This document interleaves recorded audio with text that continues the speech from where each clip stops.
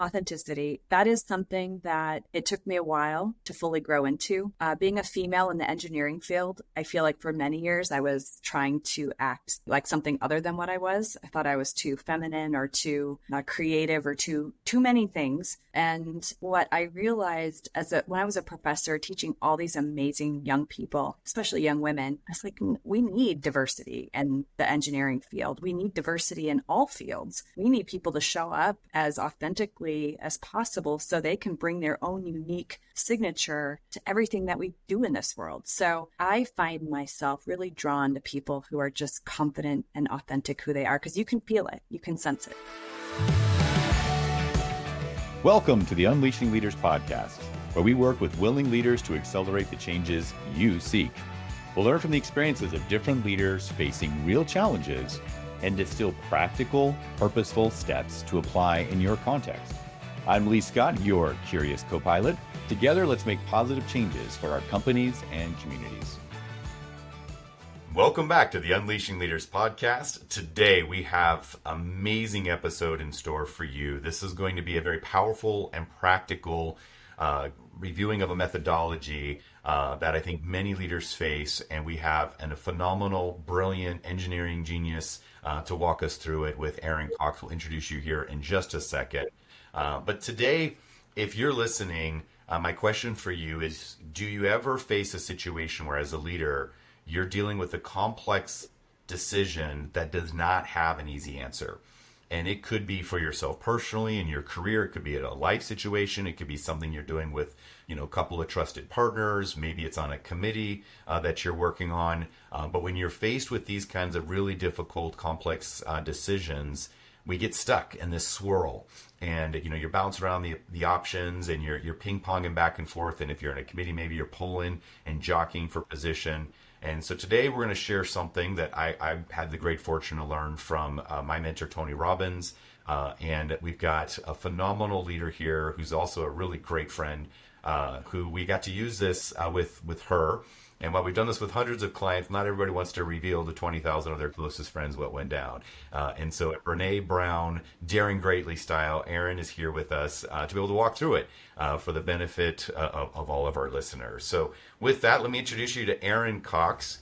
Erin is currently the Vice President of Northwest Water Resources Strategic Growth at Jacobs. As I mentioned, she's a powerful business woman. She's a talented engineer. She's a great representative out in the community and is just a delight to work with. So, Erin, thank you so much for being on the show. Well, it's such a pleasure to be here. This is fun. Well, Erin, you've got a business life. You're a mom. You're an author. You've got so many things going on. I've gotten to know you over the years, which has been such a privilege. But tell us a little bit about you. What are you doing currently in your career? What industry are you working in? What are the types of things you're wrestling with? So I create strategy and I drive growth, and I work on where the business is going for one of the world's largest engineering firms called Jacobs. We have a strong presence here in the Pacific Northwest in the water industry.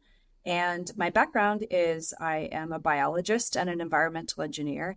So technically speaking, I get to work on projects related to sustainability and improving water quality and water resources, watershed restoration. But really what my position is tasked with is looking out into the future, trying to see where the industry is going, and then making sure that we have the right people and we are kind of ahead of the business with where our project work is going and what we want to try to pursue. It's a very competitive industry, and we have some of the best talent by far. But you really want to make sure that you are positioned to win the best projects. And we've done a really great job over the past few years at Jacobs. Well, and water is such a crucial natural resource that is often taken for granted in the broader public. It's becoming more and more apparent how essential that is. And so being in a position where you got to have the best projects to recruit the best talent, and then the best talents help you recruit the best projects, right? So the strategic positioning that you're talking about here from a business perspective to make sure you're in the right place at the right time. So you guys have done really well with that. And you just spoke at a conference right? And so, would you mind just sharing what was the topic of your conference speech? I know I'm putting Yeah, you on the spot actually, here. it's one of my favorite topics to talk about. So I'm working with the city of Nampa, Idaho, and we are constructing a really innovative constructed wetland to mitigate contaminants of emerging concern. And wetland technology is a really great way to improve water quality using natural processes. So you harness biology, but you make it more certain by adding some engineering to it so that you can get more I guess consistent treatment through the process. The great thing is that Nampa is going to be able to direct water directly from their treated wastewater effluent, or they can pull water out of Indian Creek, improve water quality, reduce water temperature through this wetland system. And that's really important because salmon and other salmonid species really need cold water. So we're really working to improve water quality. It's a way to provide water resilience for the future and make sure that they have permit compliance into the future as well. So it's a really innovative project, very exciting because other entities around the state are looking for innovative ways to improve water quality without having to use lots of pumps and like treatment facilities. So, I mean, it's a treatment facility, but it also is going to be absolutely this beautiful area that's going to have a walking trail around it. And Creation and restoration and so you are no stranger. My point with all of this is, you are no stranger to complexity, right? I mean, this is the intersection of technology and biology and business and industry and natural systems. I mean, you are no stranger to that. So, and so, how did you kind of get into this work? Let's go back to Erin in her 20s. Like, what got you on this path, and what kind of shaped your way of looking at problems and leadership? well, that's a really good question. I look back at where I grew up. I grew up on a lake that was really impaired from agricultural practices. And obviously, I grew up in a farming community. I love the farming industry, but I just felt like there had to be ways that we could coexist more successfully, like and protect water quality. The lake I grew up on was full of algae. Like during August, you couldn't even swim. It was terrible. So that kind of inspired what I decided to do. I went to college, got a degree in biology, realized I wanted to be able to design solutions. So I went on to graduate school, got a master's in environmental engineering and water resources. And so my career has been very exciting, working as a consultant for many years. I traveled around the country doing consulting work, solving very complex problems related to water resilience. So that's the quantity of water. We're really in a lot of water short areas out in the West, but also water quality. So water quality is my area of expertise. I did take quite a long hiatus from consulting, did something different for a while where I used my ability to speak and my passion for writing, and I switched gears and was a writer. I was able to publish a book. I was a motivational speaker when my kids were young, and it was just one of the best things I've ever done. That was a fantastic time in my life when like I said, my kids were young. I have 3 children. And then it somehow my career evolved to being an organization lead for a group called the Blue Zones, the places around the world Oh, where people yeah. live the longest. Yeah, I didn't know that part. That's Yeah. fascinating. I So totally that know was about zones. Yeah. I worked with the Blue Zones organization for a couple of years, and that was again, just an amazing experience. During that time, I started teaching as an adjunct professor at a local university. That led into being a professor for 6 years. And while I was a professor, I started working on my PhD so I could get full tenure. And I'm still working on it today because it takes a very long time when you have a full-time job. Full And my time PhD, job and your mommy's so hard and you're still traveling and speaking at conferences. Exactly. Like you're doing all the things. It takes a little longer sometimes. it's a lot. But my career, it's really interesting. If I could, give any advice to young people, it's just following your passion and really waiting for the right opportunities to come. But that doesn't mean that decision making is easy. So I'm excited to talk about that process today.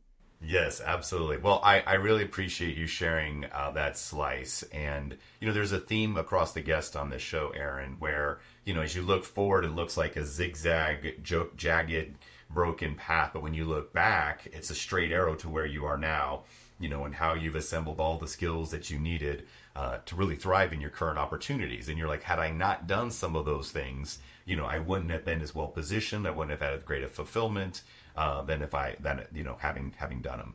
So I think that's just like you said, for people earlier in their career, take note and know that it is okay to zig and zag to get to your ultimate destination. I mean, look at water, right? Water doesn't flow in a straight line, but it always finds its way from the mountains to the ocean.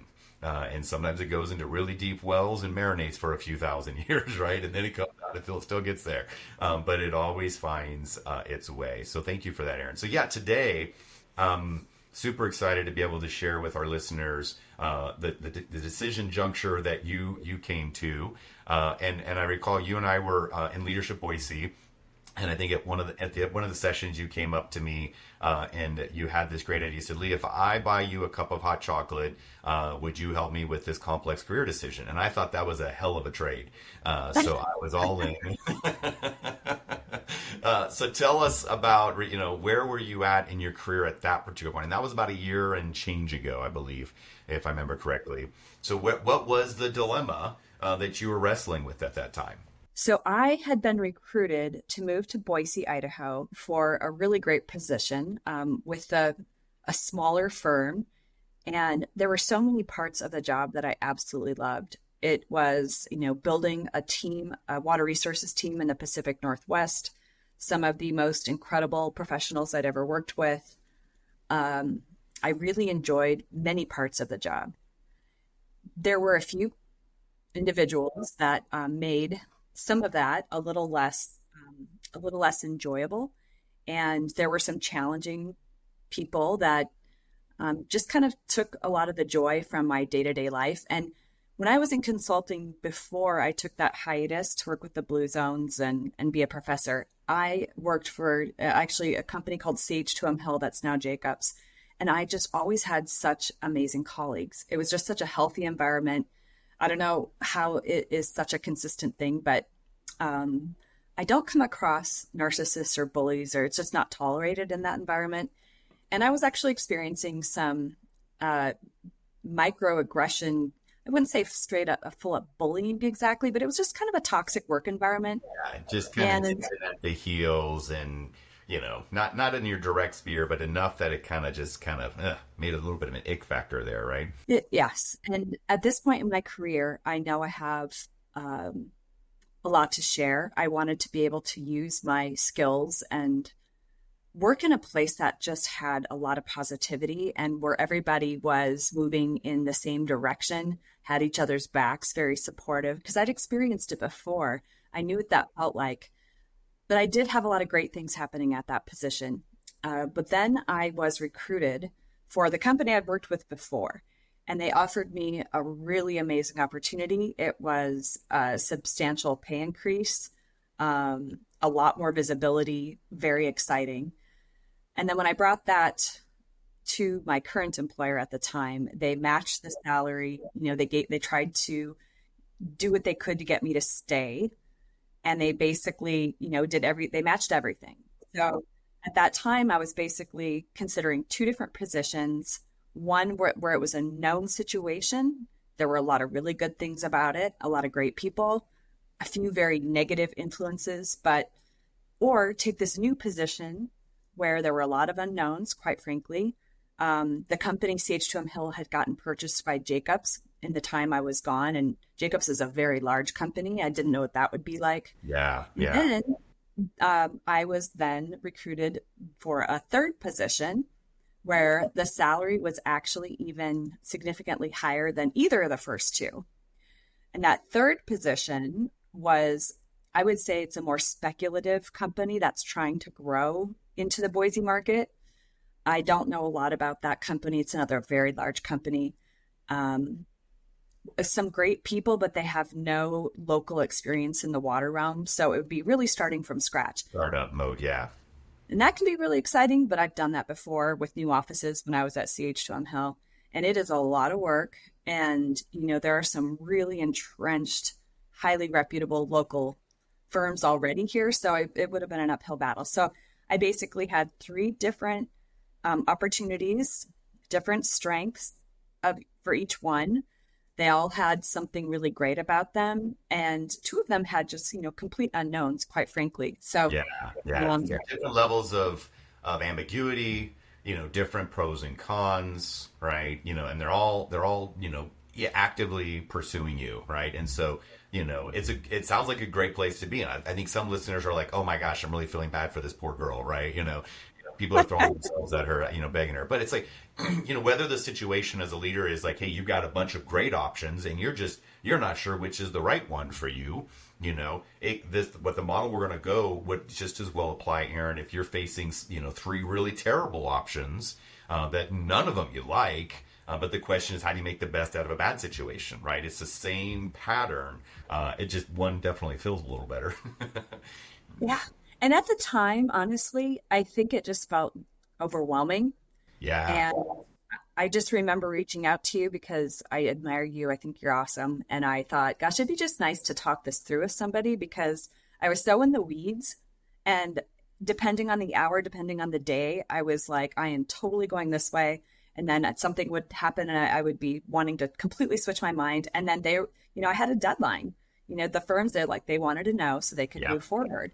Yeah. So it was nice so I said, well, I'd like to give you a decision on Monday. Like I wanted to have some time to think about it. So you and I connected on I believe it was a Thursday or a Friday. And the process that you helped me go through was extraordinary. And I thought I was a good decision maker, but I'm telling you. Well, you are. Yeah.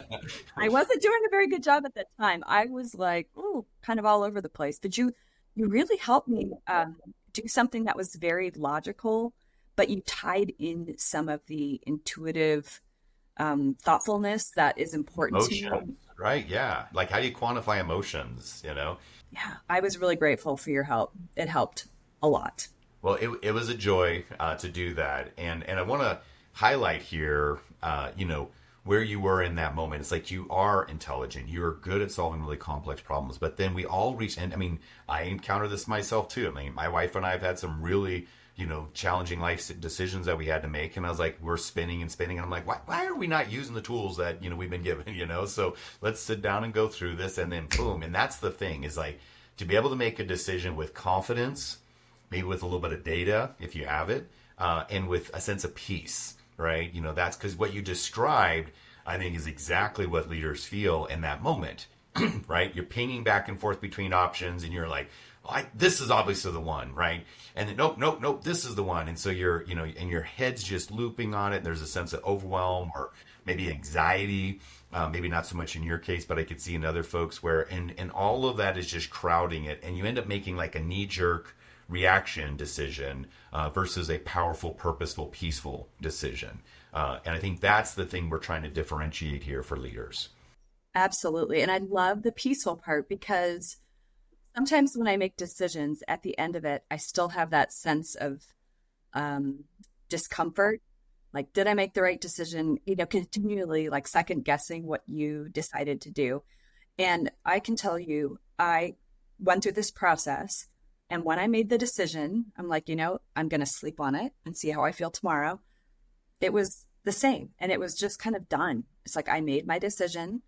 And it made it so much easier to go and tell all these people that I really cared about that I was going to be leaving them. That was really hard for me to do. I don't like letting people down. I don't like delivering negative news, although I've gotten better at that as I've gotten older. But yeah, it was hard, but it made it easier because it was just this clear decision. Like the opportunity for me is better here. It just gave me, and I came up with the talking points and I was able to deliver that negative news and then kind of move forward and celebrate the decision I'd made and get super excited about it without any of the negative baggage of, should I have, done this or not? It was just like, okay, I'm moving forward. Like this is the right thing to do. I feel completely confident. Good. Yeah. That peaceful, powerful, purposeful, right? And you were able to nail it. And then you were, as susceptible to being persuaded, by the snake charmers, out there one way or the other, right? And because they're, good on them. They got to do what they got to do to, make the best case. But it's just like, if you're like, oh, wait a second, I don't let that person down. And then like, oh, okay, I've got a threat. I'm still in this fight, right? And then you back down from the decision, and then the spin continues. And that's, at some point, that's just not good for anybody. Right. Fantastic. Well, perfect setup. I couldn't have asked for a better summary. And I think if you're not relating to what Erin's describing right now, then you need to make your way to the nearest emergency room and get a blood transfusion, because you are not alive. All right. Because anybody over the age of 5 has been in a situation where they're feeling pulled in multiple directions and they're not quite sure what they want to do, and they're ping ponging around. And so absolutely, that is all relatable. And that is not a sign of weakness or a lack of intelligence. It's just a place that we find ourselves in as leaders. So there's a step that I didn't have to do much with you on this particular step, Erin, but I want to summarize it a little bit for our listeners, that when you're about to use the process that we're going to describe here in just one hot second, you got to be in the right state to do this process effectively. Like, it's a great tool, it's a great methodology, but if you're not in the right state, then it will be of limit to you.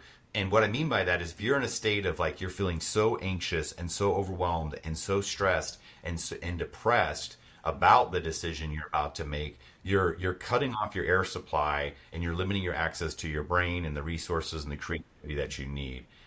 So being in a state where you're open to what the possibilities would be is kind of essential. And, what I'll share with folks, and again, we were there in like 5 seconds, so it wasn't a big part of our conversation.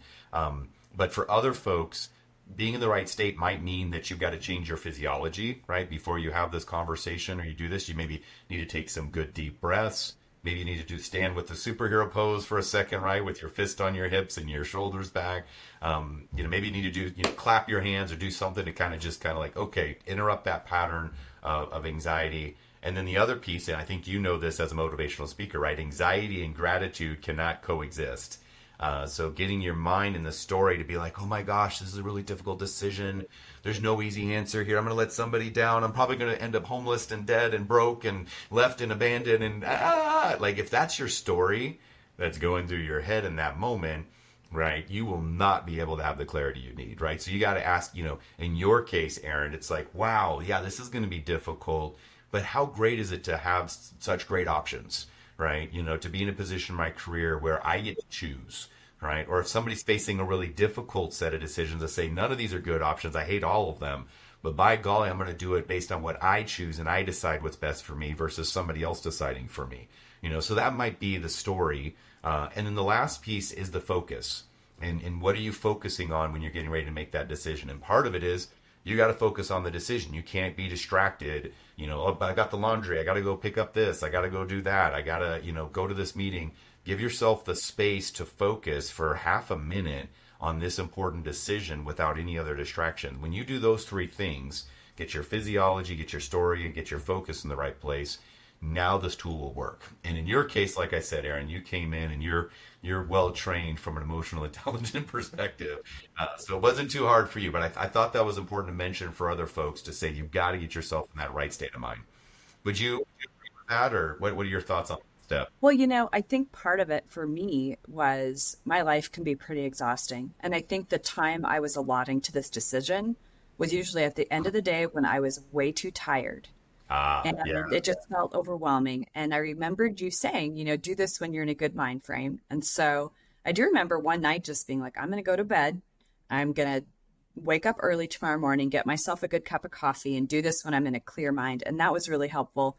And then the other piece of it is starting the decision process with gratitude.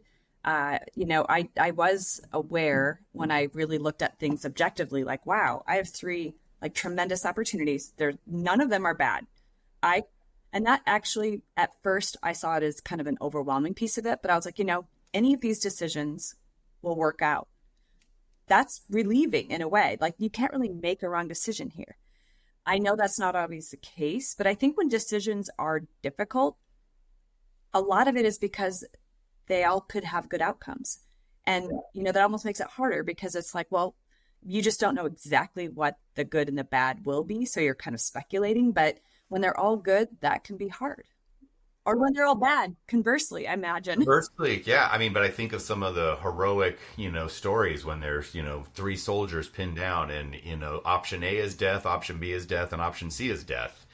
And so you're like, okay, well, let's take death out of the equation because that's going to happen no matter what. The question is, how are we going to die? And by golly, we're going to do it with honor. And we're going to go out there, la, la, la, and just going at it. Or we're going to, cower and just let them until they overwhelm us. So it's like, some of the most heroic moments in history come. And then suddenly it's like, wait a minute, look at that. Because we were so courageous and purposeful and at peace with the outcome, we actually overcame ridiculous odds and we lived.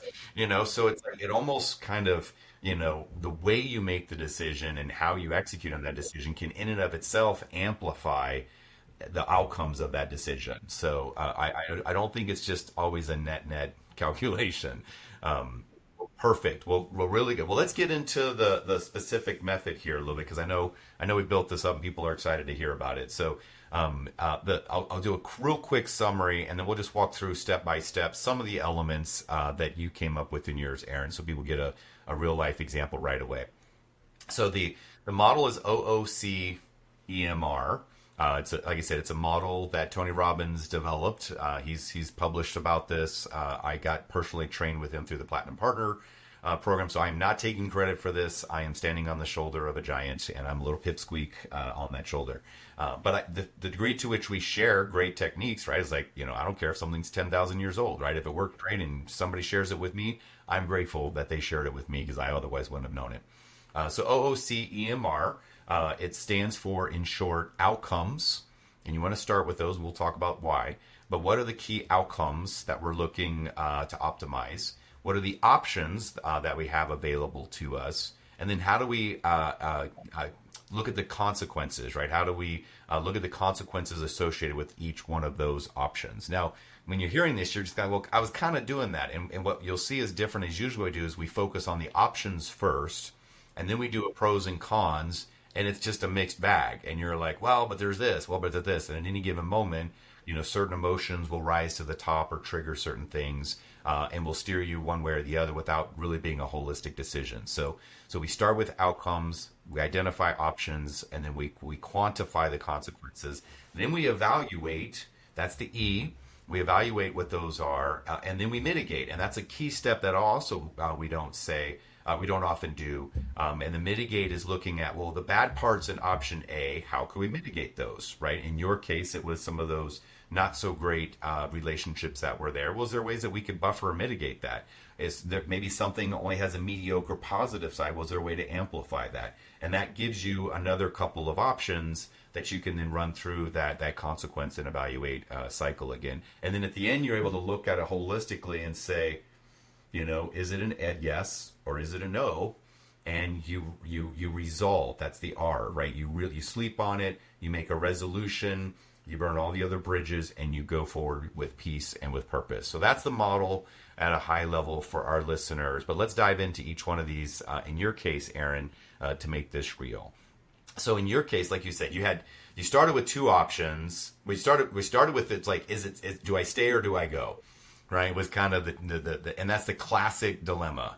Tony Robbins likes to say, no options is imprisonment. Two options is a dilemma. Only three options was where real choice starts to happen. So you started with stay or go. Then it was, current role versus new role. Then they countered it. So then you had two options. Then you got this third option, right? And so that's where you were spinning. And we said, hey, wait a second. Let's take a step back and let's ask the Spice Girl question. Tell me what you want, what you really, really want, right, Erin? So what were the outcomes that you were seeking for at this time in your life? So what were a couple of those? That was one of my favorite parts of this whole exercise, Lee, because it forced me to step back and think really big. Like, what do I really want? And I've actually used that in other parts of my life subsequently. But, when I think about what I really want, I want a job. I have, 23 years of experience, professional experience, and experience that when I was a professor, I got to teach. And I love doing that, but I wasn't actually taking my knowledge and skills and being out there, putting them into play and making an actual difference in the world. And so I wanted to be able to use my speaking, my technical expertise. It being an inspirational leader is something that's really important to me. I wanted to be able to build a team. I wanted to be able to work on the biggest, most impactful projects. And when I tapped into that one, that's really one of the things that started to be a differentiator, because the company I was working for did in the water resources realm a certain size of project, a certain type of client. At Jacobs, we do huge projects, we do large scale, we do very impactful projects. And that was really important to me, because I want to be able to look back at my career and think, wow, the work I did really helped make the world a better place.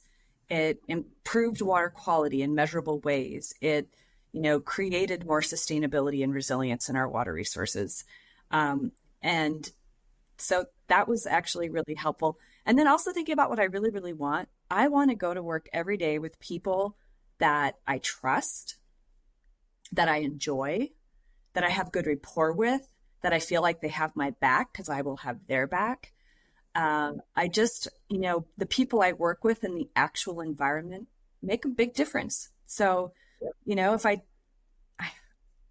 I stayed where I was, again, there were great people, but just thinking about the, more of a mixed bag, right? Versus, more of an aligned culture in that case, right? Yep. And feeling like people really have my back, I realized I hadn't even, I guess it was something I'd taken for granted. When I was a faculty member, my other professor partners, we so had each other's back. Like it was just this great thing. It made you feel like, it was a really positive partnership, and we looked out for each other. And I knew that in any kind of situation, like if we were advocating for higher salaries, I knew that my boss at that time, the department chair, would just really advocate for me. And that meant a lot. Yeah, yeah. And then if I recall, wasn't there also there was a life balance, I think, question to this as well too, right? Because you were trying to do your PhD, your kids are at pivotal stage and their upbringing. So I think wasn't that one of the categories, or am I mixing you up with somebody else? No, you're absolutely right. Yeah. Building a new business from scratch, I'd done it before. It is really demanding. It consumes you. I did that for an office of CH2M Hill years ago in Florida, and I just know what it takes to build a new office. It's amazing, but you have to be willing to put in more. I mean, I put in long hours, but it's just a different energy and a different level of uncertainty too. Whereas you can long hours that are predictable are different than inconsistent hours that are unpredictable. And in a startup mode, you often have a lot more of that unpredictability. That could be part of it as well. Yep. And just my kids' ages. I have, I'm a single parent. I have 3 kids. My oldest is a senior this year. And I knew I want to have the right work-life balance where I can be a very present parent this year. And I'm so grateful, because it really is something that I've been able to do, and I want to be able to do the whole year. My kids need me. Yeah, no, they do, and they certainly benefit from that presence. So, but did everybody notice when Erin was describing that, how her energy levels just shot up, right? When she started talking about, and we weren't sure which option. And at the time, I mean, we're going back a year now, so in retrospect, it'll look fairly obvious what the decision was. But at the moment, there was a lot of uncertainty, and you didn't know. It's like, well, I thought maybe it might be a better culture over there. I thought maybe this, but you didn't really know, and so. Yeah, that uncertainty discounts it and all this, but your energy level shot up. And so let's just summarize it here. Let's just say there was 3. And we're not saying that these are the right 3 outcomes for everybody. These were the outcomes for Erin Cox in 2023 at that point in her career, right? That was what was right for her. You go at a different time era, right? Even for the same person, you'll get 3 different outcomes. That's totally fine. But the question is, what's right for you? So let's say that there was, greatest impact with larger projects was one outcome. You wanted more of that. You wanted a culture that had a sense of people have your backs, right? And then we wanted to have a reasonable work-life balance, so you can be present as a mom to your amazing children in this critical stage that they're at. So those are her three outcomes. Now, the other thing that we did in this step is we also prioritize those three outcomes. And you might have four, you might have five. Try not to have 27, right? Like it's, 2 to, 5-ish is the number of outcomes you're looking for here. And so we wanted to be able to also rank those outcomes. So for you, Erin, and the way we do, there's a couple different ways you can do it, but it's just like, okay, let's say that you could have the most impactful role, but you would have almost no time with your children versus you'd have tons of time with your children, but maybe the impact is more of a, moderate level. If you had to choose between those two options or those trade-offs, which would be the bigger one for you? And what was it for you at that time, Erin? It was, and it always will be, my family. Bingo, right? For you, right? For somebody else, you're like, screw the kids, right? I got a great nanny, right? But right, it's all good. So I'm not, again, it's not right or wrong. It's what's right for you. So Erin's number one was, the role could not be so consuming that it would have impacted your ability to show up as an awesome mom. And then so between biggest impact and a culture of alignment, again, we have great impact, but it's a little bit of dog eat dog, right? Not totally terrible toxic, but just you're going to have some snipers. Or golden culture, super cohesive, but we're working on mediocre to moderate level projects. What was higher between those two for you? The culture. Culture. All right. The culture. Now notice this, you guys. When she said it, what did she start with? Right? She started with, I wanted fulfillment, I wanted impact, I wanted to leverage my skills.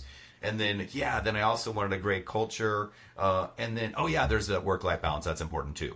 Right. But so sometimes the way the order it comes out is not the order of priority. Right. When you reflect on it, you're like, maybe it's because that, that one's so important and embedded, but it's quieter. Right. And so doing those comparisons helps you get it. So her three outcomes in priority order are, reasonable work-life balance, strong culture, and greatest impact. Right. And ideally, you'd like the highest scores on all three of those. But if push came to shove, she's clear. Now, because we're, biologists and engineers, I was a bio major as well too, Erin. I don't know if I ever shared that with you. Biologists just understand the world, don't we? So let's put those in a spreadsheet model, and we'll upload this template for those of you who can get access to the show notes. Let's put those in the left column, right? So those are the three outcomes in that priority order. So let's now go to the options. So step 2, we've got clarity of the outcomes. They're weighted. Options. So nominally, it's obvious. You got three options, right? Stay where you are with the in-place raise and additional accommodations that they were going to make. Option 2 was the new gig with the old firm that you were familiar with, but had gone through some changes, so there's some uncertainty. And then the third option was a new one with another large firm, but totally startup mode, right? So those were your three options nominally. Is that a fair summary there, Erin? I'd say that is accurate. Okay, good. Those were our three options. Let's now go to the consequences step. All right. So, what is the scoring, so to speak, of these? So for the in-place option A, let's call that option A, how did that relate to your ability to have a good work-life balance? And what we did for this one is we said, score it on a +10, right?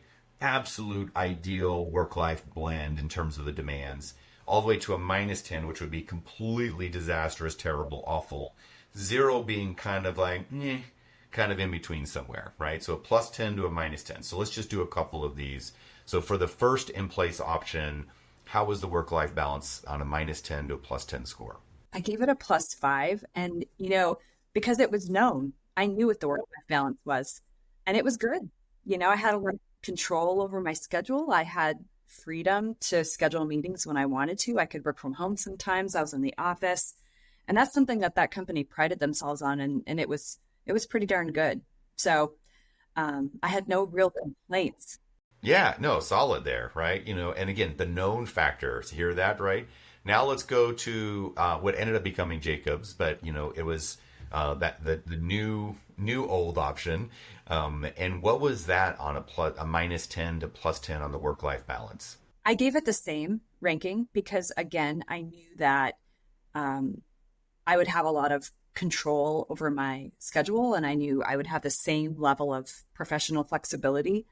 I thought maybe with some of the demands, it might be a little more intense, but it felt to me like I would have as much control as I had in my current job. So I gave it the same.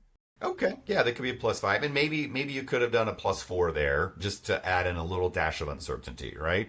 And I Um, might have, to be honest. I I think don't have the actual paperwork with me anymore, but I actually did go through this exercise. And yes, yes. I remember thinking because of the unknown factor, it probably wasn't scored the exact same. Exactly. Yeah, and that's a tip. I mean, you can score things exactly the same if they truly are completely interchangeable. But because we have such this nice, lovely dimension of -10 to +10, try to make differentiators where you can, even if it's a little bit, right? And then the third option on the work-life balance, what did you score that one? -5 or -10. I mean, I gave it a negative score just because I had experienced building a new business.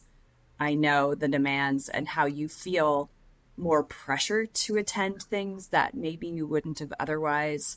Um, yeah, I just knew it was going to be a tremendous amount of life force and late hours. And Great, great. And then you did the same for the culture, and then you did the same for the contribution, right? And by the way, a little callback for our listeners. When you're looking at the outcomes, you will also often find that they are essentially permutations of the six fundamental human needs. So we covered that in episode like 6, I think it was. So go back to that if you're wondering, like, what do we mean by outcomes? Go check those out. But you're hearing, right, connection, contribution, and well, 2 connections and then 1 contribution. Those are Erin's clearly her top 2 fundamental needs. So, and then growth is a big one for her as well too, but they just didn't happen to show up on this particular question because she knew she was going to get growth in all 3 options. So little psychology going on there, Erin. I hope you don't feel too revealed. But you can just see it. It's like it's right there.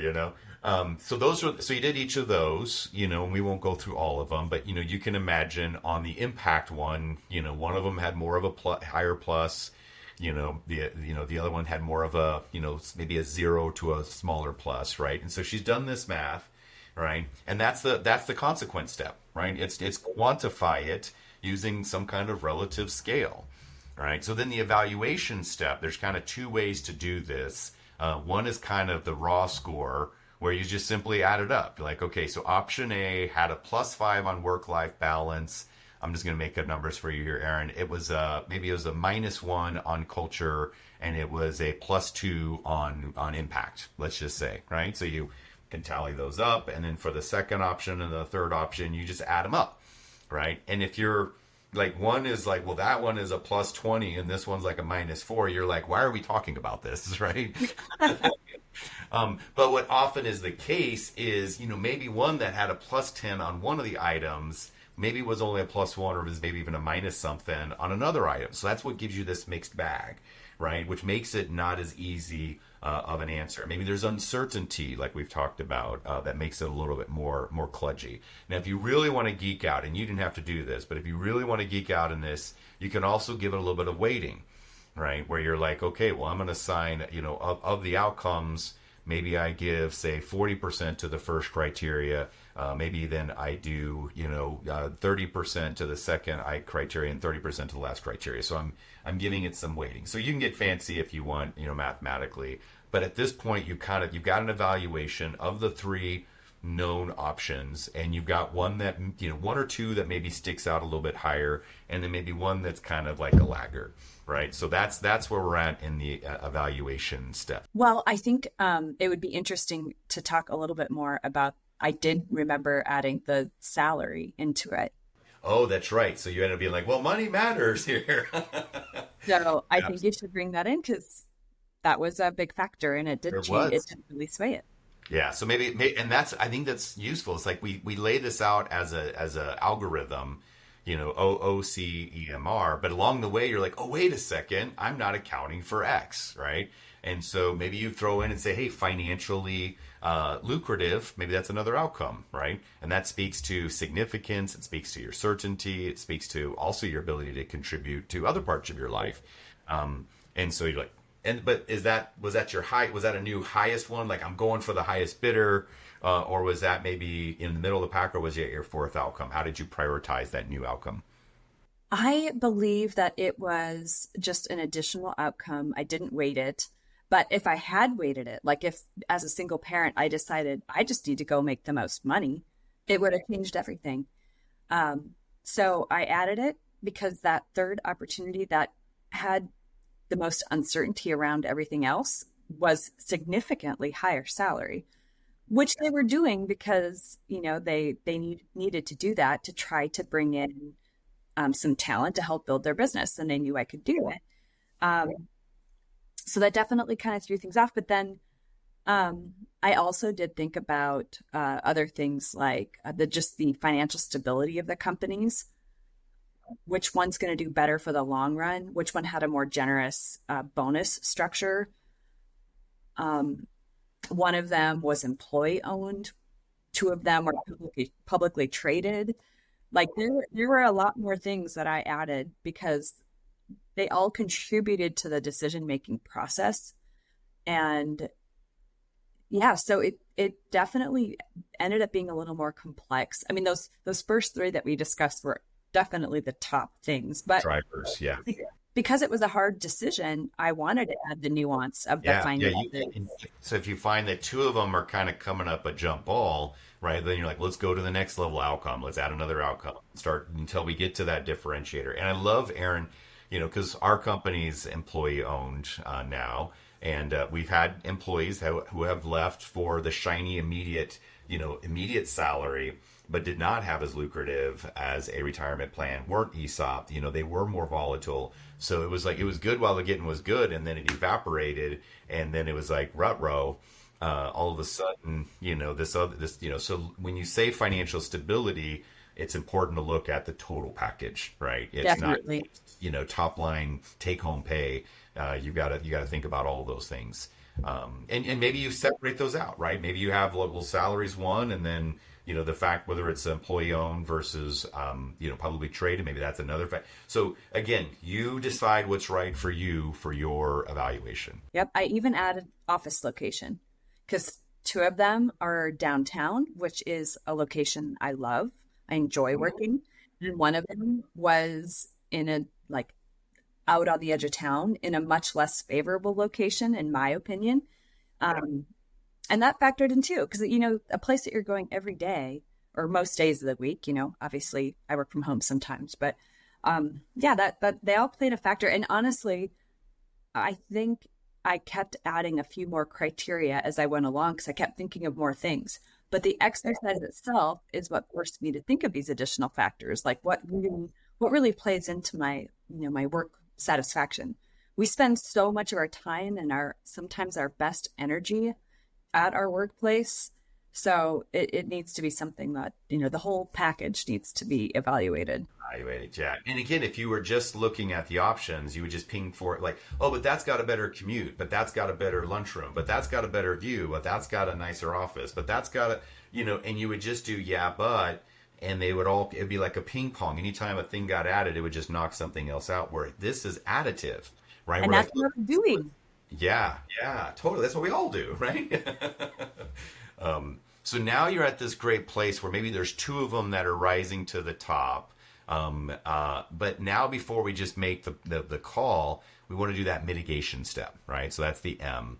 And mitigation amplification is kind of both sides of it. So you're like, okay, this one maybe has a crappier commute, right? Well, is there a way that I can negotiate more work from home days? Or this one, they were going to give me a great office. Is there a way I can negotiate to get a better office? Or, this one, the salary's not as great. Could I counter and ask for just a little bit more, or shift some of it to be more bonus based versus salary based, right? So there's things that it's like, these are not absolutes and they're not impervious.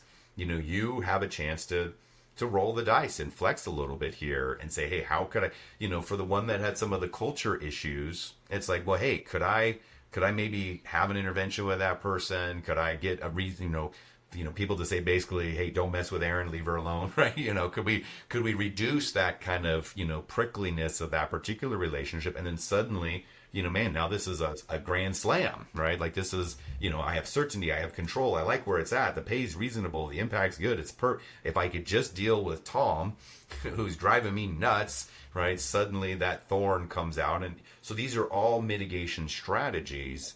And what I often find here is that sometimes the mitigations themselves create new permutations of options, right? And you're like, well, what if I did a little bit of that and a little bit of that, right? Now, in this case, obviously, you couldn't work part-time for two employers, but there's some new ways that you can negotiate and say, hey, can we make option B really option B prime?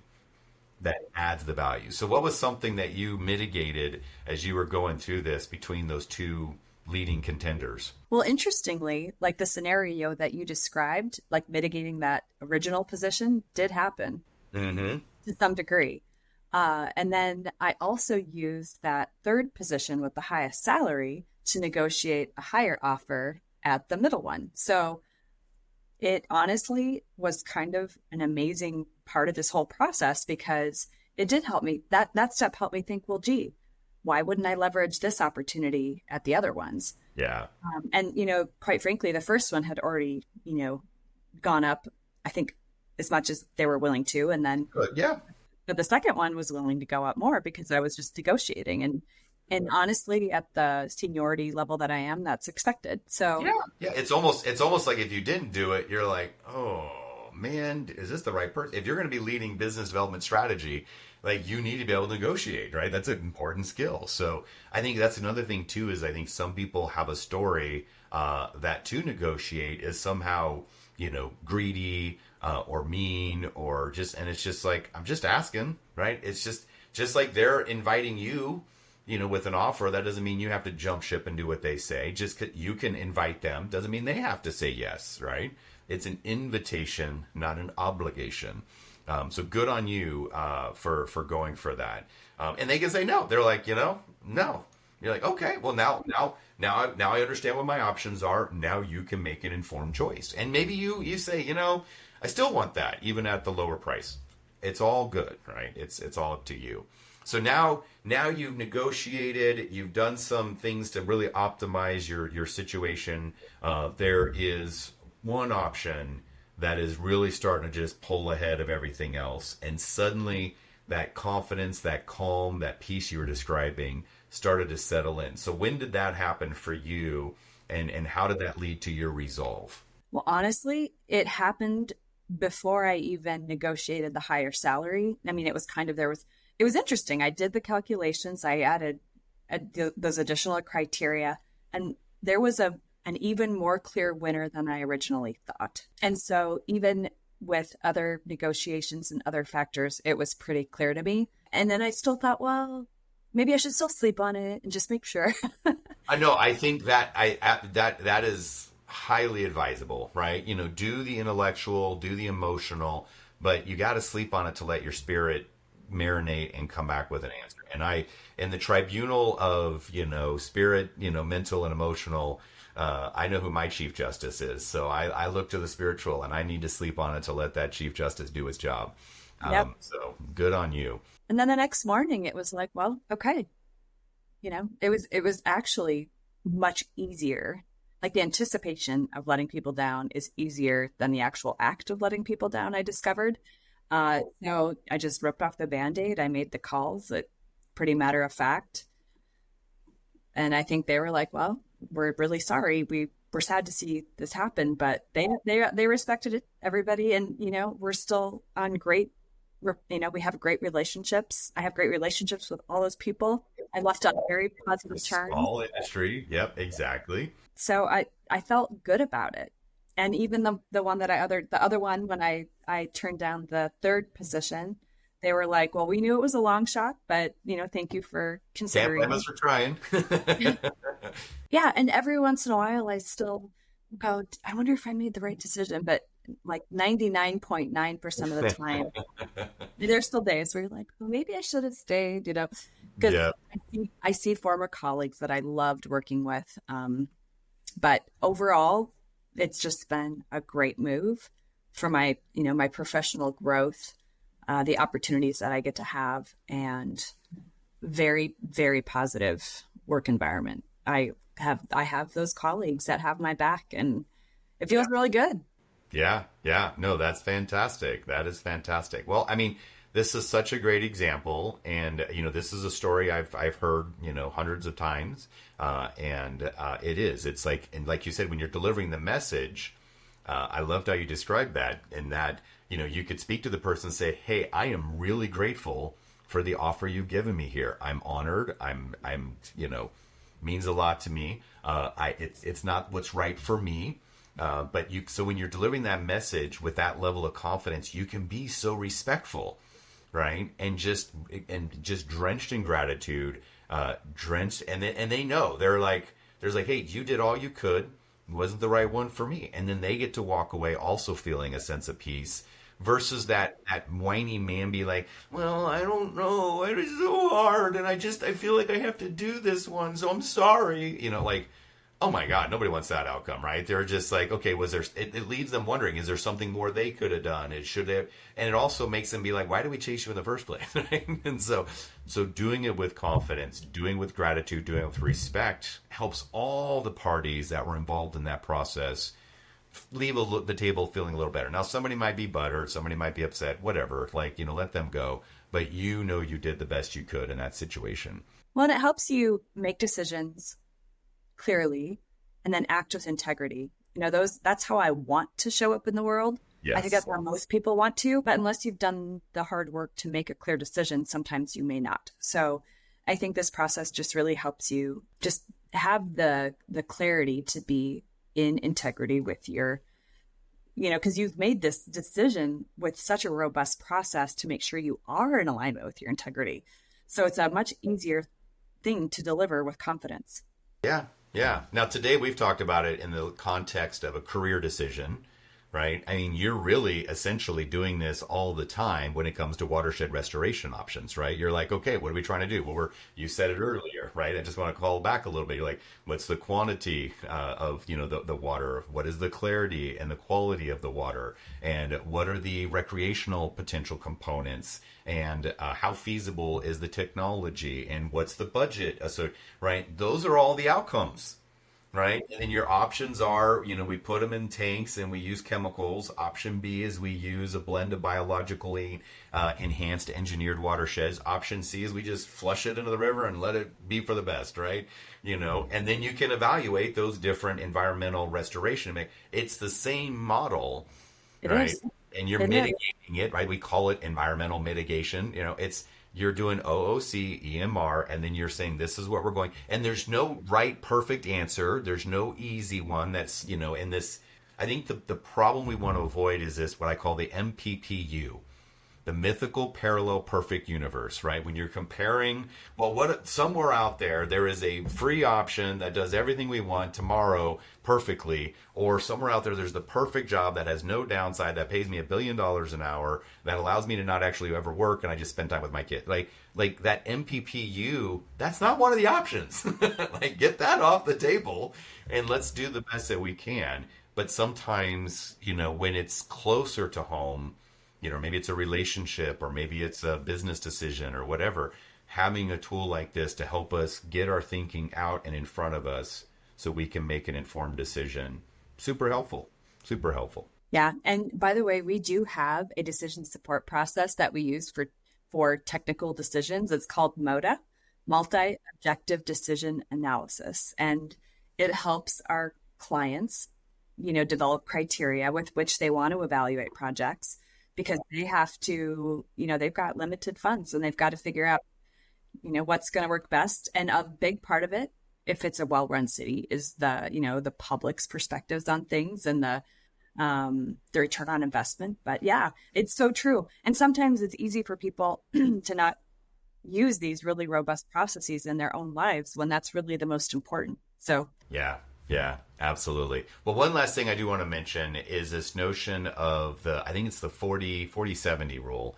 And Scott Waldron introduced it to me from one of the authors of a book I'd read, but I'd forgotten this module. I think maybe it's Atomic Habits. I can't remember exactly the source, but it's that notion that, if you have less than 40% of the information, that might be a little too hasty of a decision. You might need to do a little more discovery, right?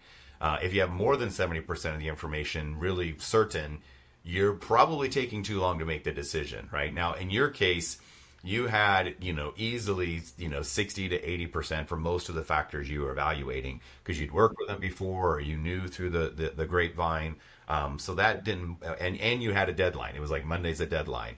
But I'll just add that for those that are facing other types of decisions, choosing to not make the decision in and of itself is a decision, and it should be one of the options you put in your column, right? What if I don't decide right now? What if I give it another 6 months and reevaluate, right? I mean, it's like, well, that's an option too, but score it.